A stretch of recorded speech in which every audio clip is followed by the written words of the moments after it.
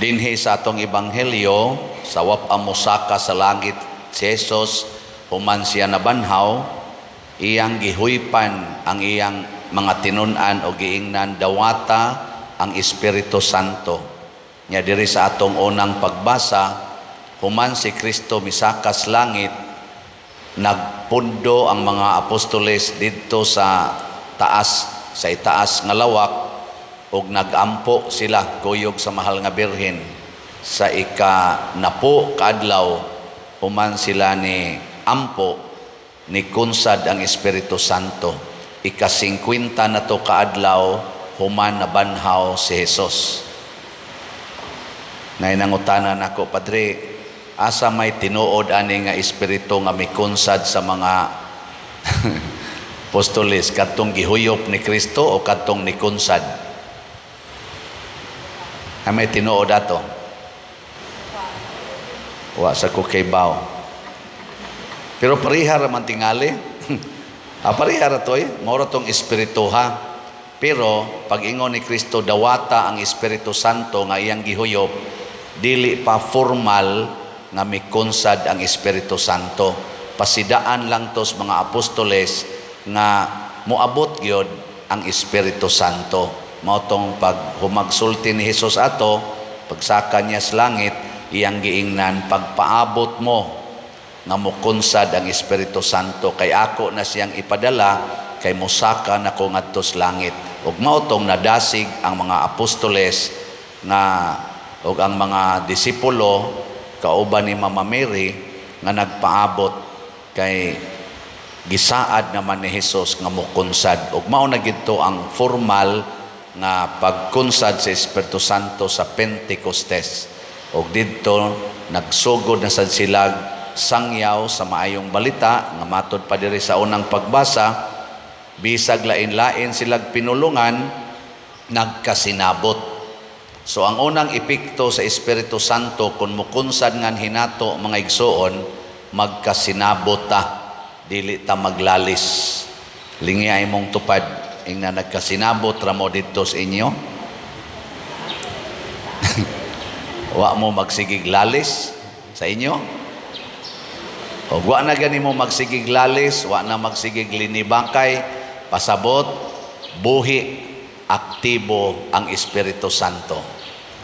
Congratulations. Ikaduha, ningon si Kristo ang sala nga inyong pasayloon sad. Ang sala nga di ninyo pasayloon, di sad pasayloon. Unsa mang salaa ang dili pasayloon sa mga apostoles? Hibaw mo unsa? Ha? Wa? Kanang sala nga di nakamutuo sa simbahan nga gitukod ni Kristo. Kana bang sala nga di naka mubiya sa sala, nga bisag ingnon kang ayaw na anang salaa, mo dipinsa gyud ka, sama anang pagpuyo-puyo, nya moingon ang simbahan, ayaw mo pagpuyo-puyo, nya moingon gyud ka, ada mo sabot rang Ginoo kana man sang mga pari, di man na mo sabot kay mangwarta man na sila, ana may manang kasal kay makasapi man na sila. Oy timan in town gamay ra kay mig masapi diha. Labi na gid dinis ato. Sos, love offering, pila ra gud tayo inyong ipanghatag. Hain man ang inyong dagkong ihatag. Saylo ako ha, ako araman sa mga igsoon, naas mga wedding coordinators. Dagko kay mong ipanghatag nila, tagpila na ka thousands inyong ihatag. Mapugos yun mong hatag, magsigi pag yung practice, na pag prenup, nop, o post-nop. Ang hinungdan hinoon dugaya na to makakaon. Ako ni tagam na gyud ko, sultihan ta lang gyud mo ha, mangimbitar gyud mo nako og kanang receptions kasal, ay gyud ko ninyo basulag mo balibad ko.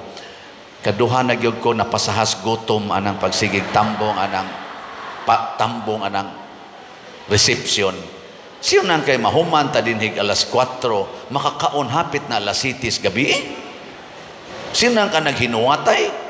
Nga naman, tuwa pa dito, gasapnay-sapnay pa, ana, talikod-talikod, ana, ato mga kalibunan, ato mga haligi, ato mga bato, ana, siging ko ato mga kakahuyan, ana, drama-drama, ana, dito. Nya inigabot pa, ay, salamat niya, nagidin taon ang bride o ang groom. Hala, magpaso na sad, ana, ikaw magpaso, ay, salamat na magpaso. Hala, magsayaw na sad.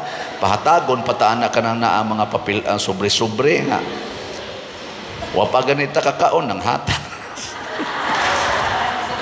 Kinsa mo sa igapauso, ano nga, sa una, tambong kong recepsyos kasal, gika simbahan, igabot ito sa resepsyonanan, di man dangatag 10 minutos, kaon naman. Mulapas atong gutom mo pakanon ta ng mga mani, kanang mga budbud, na mo samot mulain atong tiyan, gahagnaw na, paimnon anang naang mga tubig bugnaw. Magsigit tag hingoy, magagas, pang singot bugnaw diri. Kana inyong gibayrag dagko kayo. Kana muna inyong gibayran dagko kay tanan bayad ninyo ana. Pero pare, kalimtan pa man inyong stipend usahay. Nagoy usahay, dugay kay ko mahumag huwat kasal kay sige pagpaso, sige paso. Inig humas kasal, lingaw na kay pinikturay ako in town.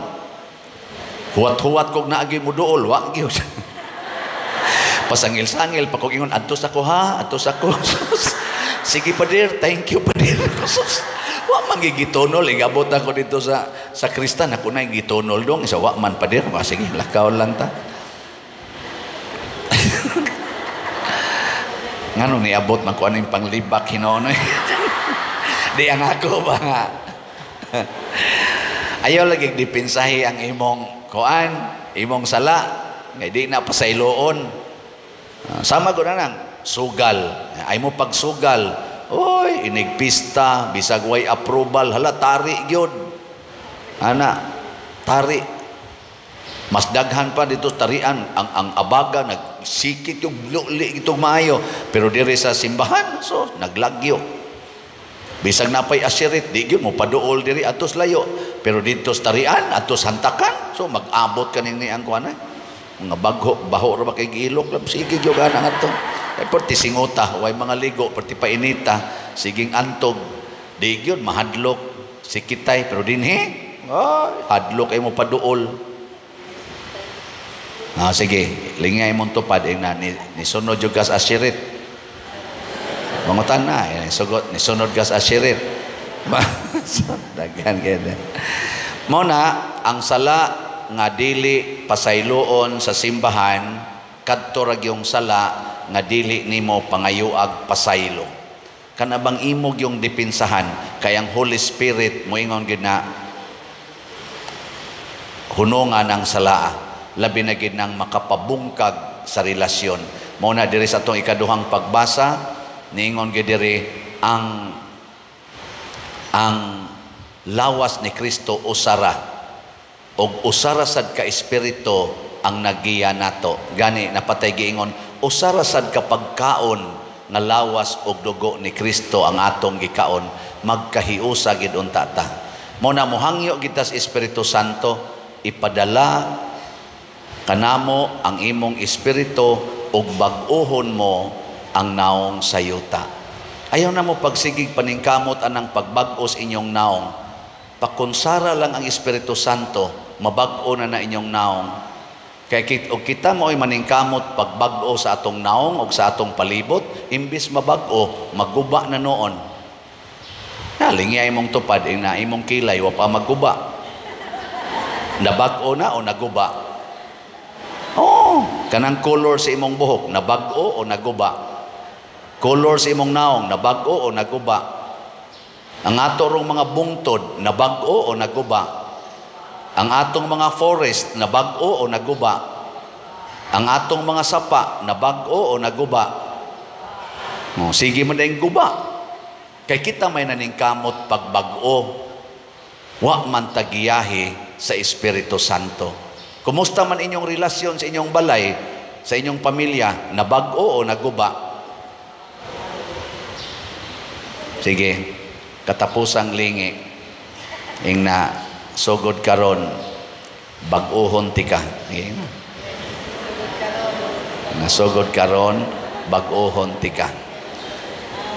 Dinis atong simbahan, unsa man ni, na bag-o o naguba? Unsay hinungdan?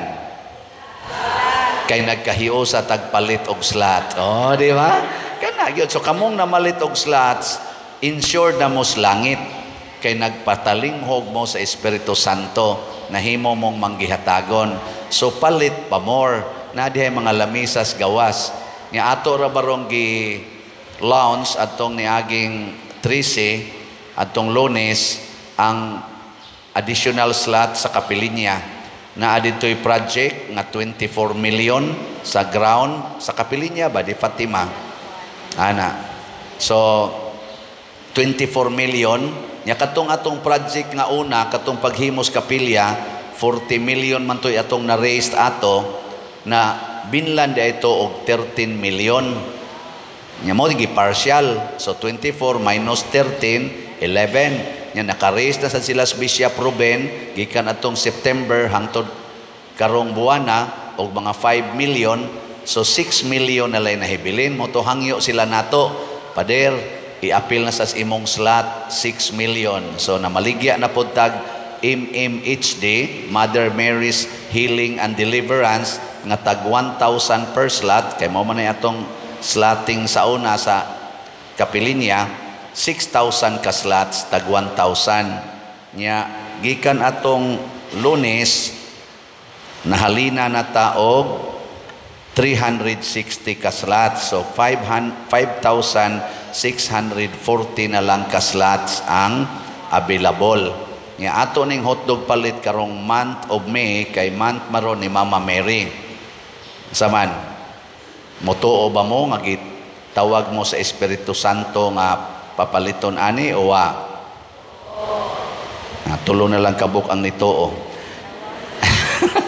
Mamalita ha? Unya ang atos ang SBF dag para sa kumbinto, atos ang sigihag palit tag 500 pesos ramane per slot. Bisag usa lang ka slot karong buwana. Nya naa sad tay 16 slot challenge aning atong SBF dag 8,000 per challenge. So as of yesterday na nasa halin sa SBF dag nga 21,787 na apay 38,213 ka slots nga available. Ako lang ning gihisgutan kay ang Holy Spirit kun mogiya nato giyahan taniya sa pagkamanggihatagon. Mao ginay una kay ang usa ka lawas ni Kristo daghag bahin naghinatagay hangtod gyud nga milambo ang tibuok lawas, milambo ang simbahan. Kining atong simbahan nga gipahimuslan karon Catholic Church bunga ni sa pagkamanggihatagon ni Maria, ni Jose ug ni Hesus ug pagkamanggihatagon sa Dios nga gihatag nganhi nato ang Espiritu Santo. Ang atong Pentecostes kanunay mahitabo inigbunyag o kining atong mga selebrasyon sa sakramento o sa atong special celebration sa makarong Domingoha ang tanang charismatic communities dinhi sa Archdiocese sa Sugbo magtigom didto sa IC3 alaunas hapon para sa special event with the Holy Spirit. Kanindot ana mao ni ang pag-abli nato nga mosunod ta sa Espiritu Santo. Ug di ta mosunod sa Espiritu Santo, nya bag-oho nato ang kalibutan, ang resulta maggubat na hinuon ta. Gustong bag-ohon sa Ukraine ang Russia. Ang Russia gusto sang bag-ohon ang Ukraine. Hangtod karon gasigi pa silag ginubanay, pinatyanay. Ang Israel gustong mubag-o sa Hamas. Ang Hamas gustong mubag-o sa Israel. Hangtod karon wapa sila mahumag, pinatyanay. Ambot ka diri sa Pilipinas, gusto sa natong bag-ohon kunuhay ang atong Pilipinas, hangtod karon wapa mahunong ang atong away dinhis atong nasod. Luoy kay ta. Pero magiyahan ta sa Espiritu Santo, mabag-o dayon ang atong kinabuhi, dili maguba kung dili mabag-o. Dili lang mabag-o, mahimo pag yung balaan, dili lang balaan, mahimo pag yung malipayon. Sige, ingna ang imong tupad. Isaad nako, dili tika gubon. Nindot no.